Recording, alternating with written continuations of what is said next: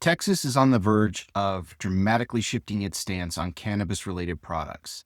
Senate Bill 3, or SB 3, which bans the sale and possession of consumable THC products, including those derived from federally legal hemp, has now passed both chambers of the Texas Legislature.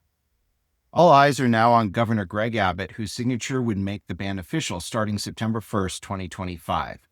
What does SB 3 do?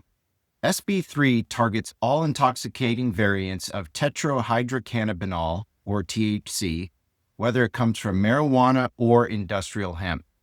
This includes popular compounds like Delta 8, Delta 9, and Delta 10 THC, which have been widely sold across Texas since hemp was legalized in 2019.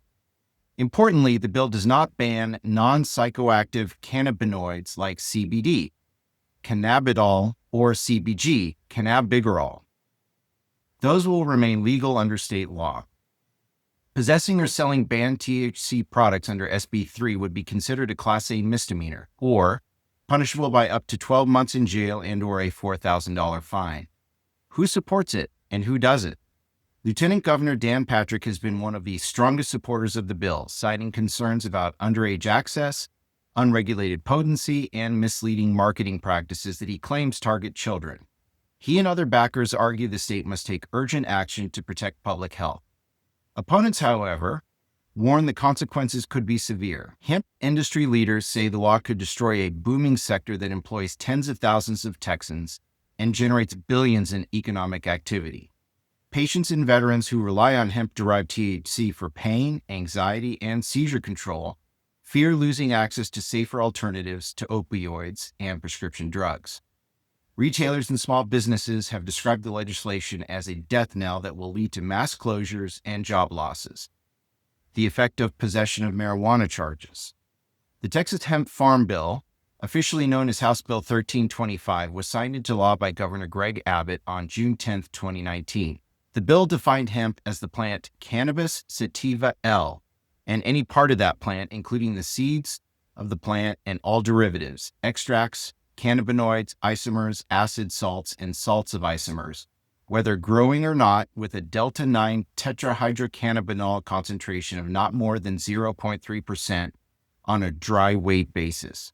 This definition made it very hard for prosecutors to prove that a person possessed marijuana when the tests to determine THC concentration were extremely rare and expensive, not something that most prosecutor offices would pay for. Many possession of marijuana misdemeanor cases were dismissed or reduced to Class C possession of drug paraphernalia charges. If SB 3 becomes law, it may once again be very easy to charge people with possession of low amounts of marijuana. SB 3 would make it a Class A misdemeanor to possess a consumable hemp product with any amount of THC, double the existing penalty for possessing up to 2 ounces of marijuana. So what happens next? Governor Abbott has yet to confirm whether he will sign SB 3 into law. If he does, the law will go into effect this fall on September 1st. Legal challenges are expected. Several advocacy groups and business coalitions have hinted at plans to sue the state on constitutional and economic grounds. You are free to reach out to Governor Abbott and express your thoughts on whether SB 3 should be signed into law. In the meantime, consumers and store owners alike are left in limbo, uncertain whether the products on their shelves will soon be illegal, depending on whether or not Governor Abbott signs SB 3 into law.